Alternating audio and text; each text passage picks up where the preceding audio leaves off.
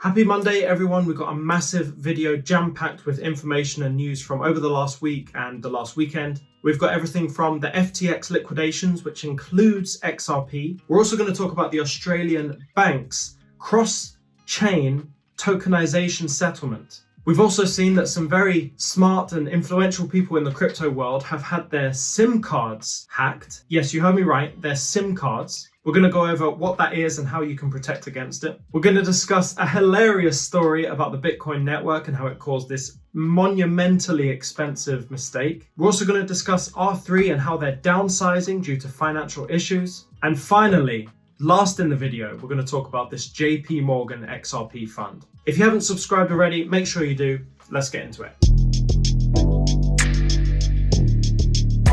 So a little while ago, FTX, well, probably most of you know, FTX absolutely crumbled. Sam Bankman-Fried came out as this just awful person and had weaved FTX and himself into this whole government conspiracy, kind of interweaving businesses, and he basically got taken down and exposed the whole fraud underneath. As a result of all of that, FTX now have to let go of their assets. They've been told they have to liquidate all of their assets. Now, the problem with this is that FTX held about 14% of the entire circulating supply of Solana.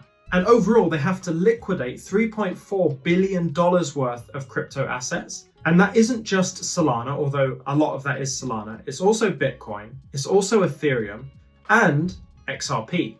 There are a whole range of other altcoins, but this is something that we potentially could be quite concerned about, because if you dump loads more tokens into the circulating supply, that has a negative impact on the price. And the people who made these rules about that they had to liquidate understand this. And so what they're trying to do is rein that back a little bit and actually have some limits on how much of these cryptocurrencies they can actually release back into the circulating supply so as not to affect the market price. And so they've been told that they can only release between $50 and $100 million worth of crypto assets in a single week. And that means if they wanted to release all of their crypto assets, liquidate them at the maximum level of at $100 million every single week, it's going to take them 238 days to do so.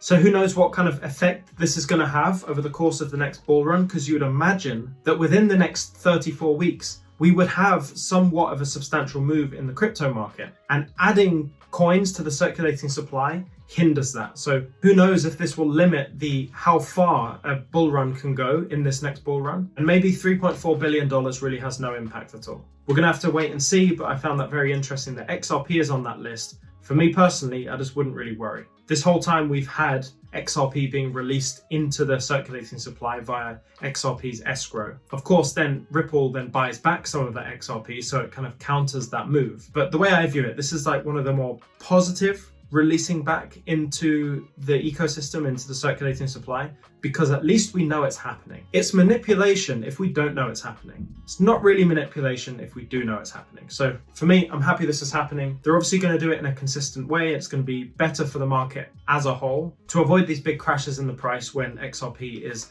delivered back into the circulating supply. Now, a while ago, we talked about Chainlink and how there was this whole narrative around the crypto sphere and all over YouTube and Twitter that Chainlink was going to be a competitor to Ripple and whatever XRP is doing. And we found this obviously not to be the case, because Chainlink has no part in what Ripple does aside from helping it.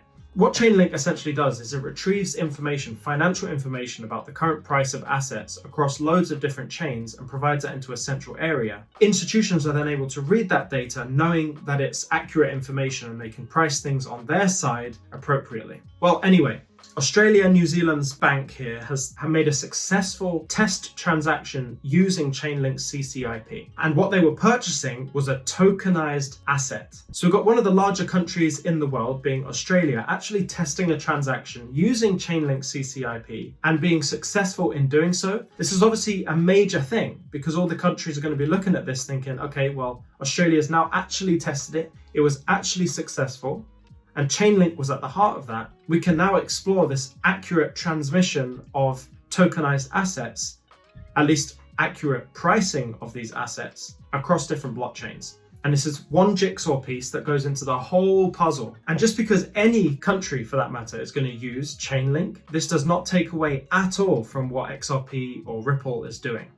It complements it to the nth degree. So this is extremely good news. I'm very, very happy for Chainlink. And when you look at the whole future of cross-border settlement, this is a fundamental piece that is being ironed out. And actually, we've seen success here already. In other news, we saw that Vitalik Buterin, the creator of Ethereum, got what is called SIM swapped. What happened to Vitalik was that somebody actually reverse engineered T-Mobile, or T-Mobile, depending where you're watching this. But they reverse engineered it and were able to get his phone number and go through a two-factor authentication with his phone number and get into his x.com account. It's absolutely mind-blowing, but it has some serious lessons and implications for us, especially when we want to protect not just our accounts on our computer, but the most important accounts on our computer. I'm thinking your Ledger Live or access to your exchange account. It's obviously taking very smart people, and I would imagine, just as in general, and I've said this to people on DMs before, you probably have to be a mega whale in the crypto space for anyone to even start thinking about trying to SIM swap you.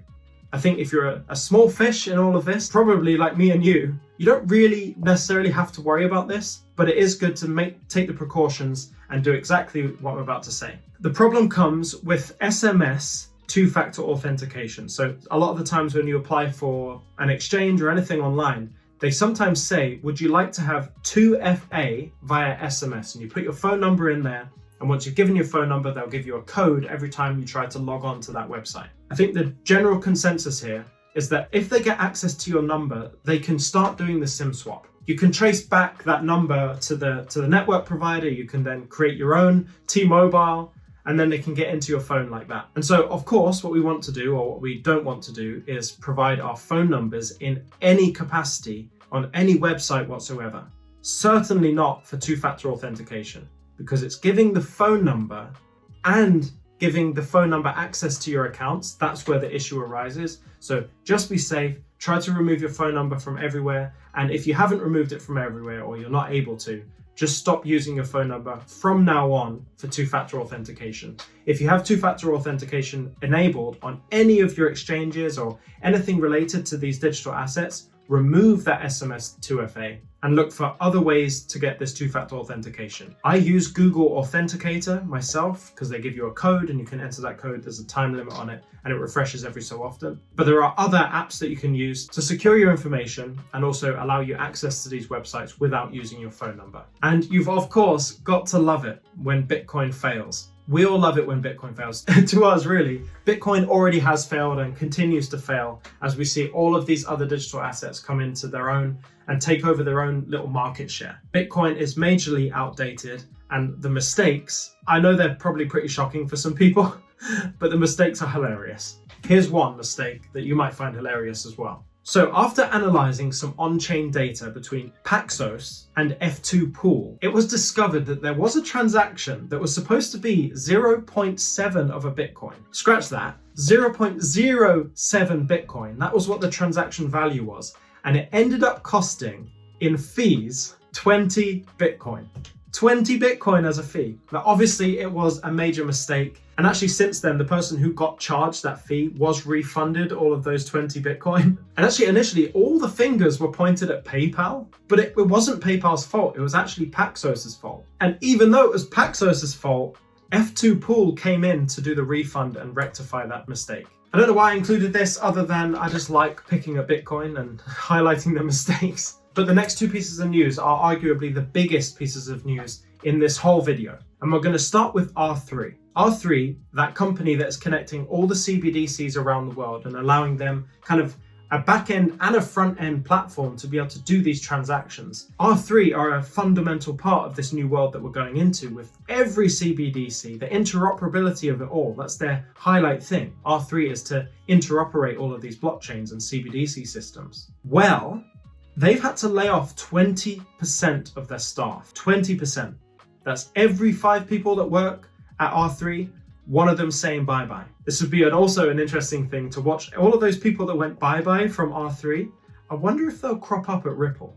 But more on that in a second. The main thing I wanted to talk about here was R3's valuation is just over $500 million. Now I think back to Ripple's purchase of Metaco and of Fortress. So Metaco was 250 million. Fortress potentially around the same area. They've already spent more than $500 million on acquisitions in the last couple of months. What would the implications of Ripple buying R3 be on the whole ecosystem here, specifically for everyone who's bought XRP and is invested in this whole Ripple concept of Ripple taking over the world? Now, I was going to just bring out my laptop here and talk about all of the investors at R3, because you've got the likes of Credit Suisse, Barclays, Citi, among so many others. The list of investors within this banking sector is obscene. So many banks are behind R3 that it's almost impossible to imagine a world without R3, especially as we move into this CBDC blockchain environment. Now, if Ripple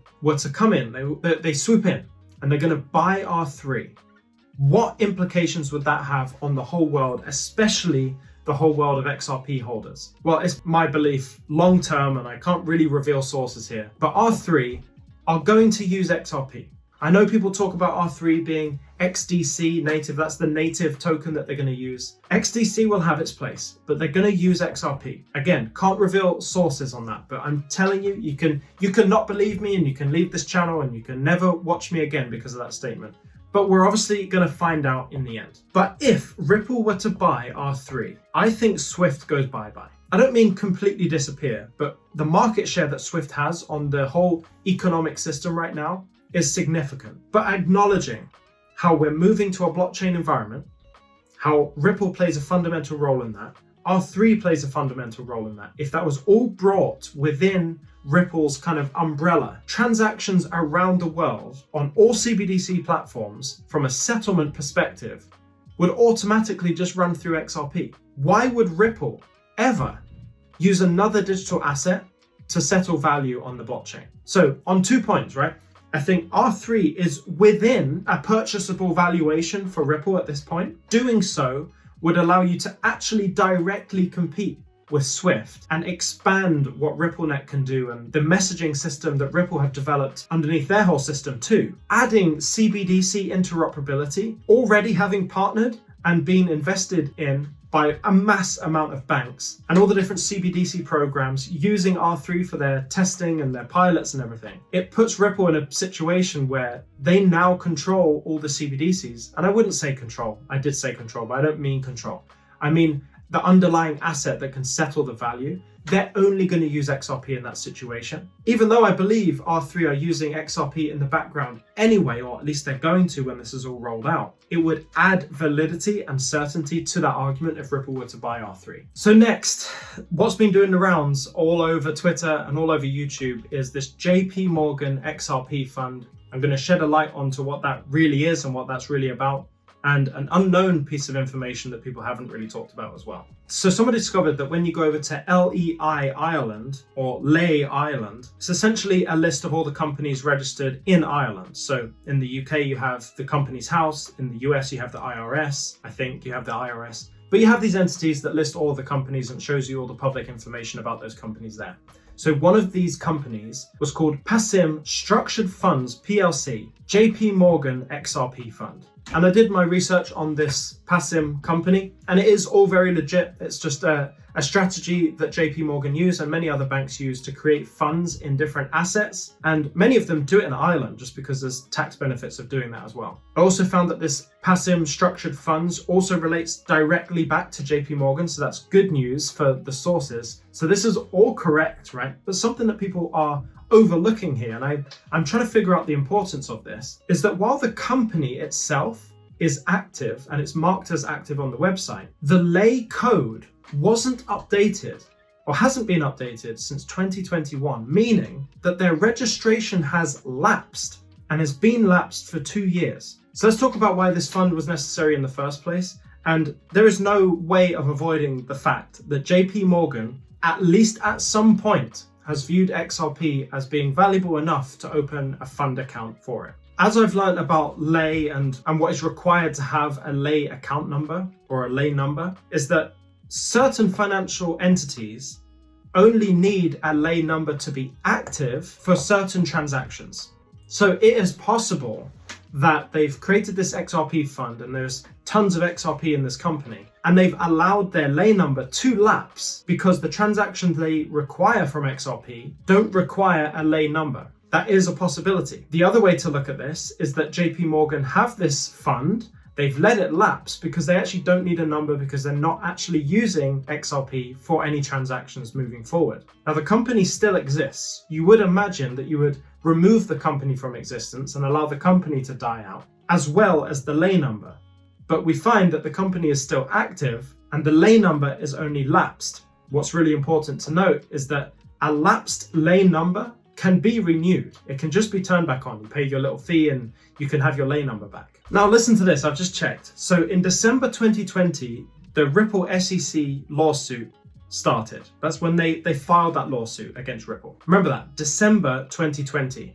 Now this company, this lay code, was due to be renewed in February 2021, just 2 months after the court case began. Now we know that there's all those conspiracies about JPMorgan's involvement with the SEC in establishing this court case. You know, Ethereum is all in there as well, but I find it interesting that there was a renewal date in February that never got fulfilled. Their lay number never got renewed, just 2 months after.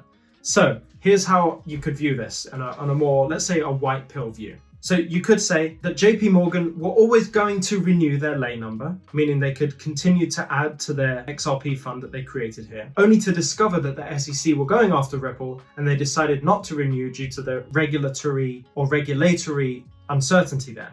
That would make sense, that fits the timeline. Speeding forward to today, it's over. XRP, the digital asset, isn't a security, but the narratives around, I think when JPMorgan look at the narrative that's happening right now, where they're like, the SEC says, it's not over, the court case isn't over, we're still against Ripple, it's still going, we're going to appeal.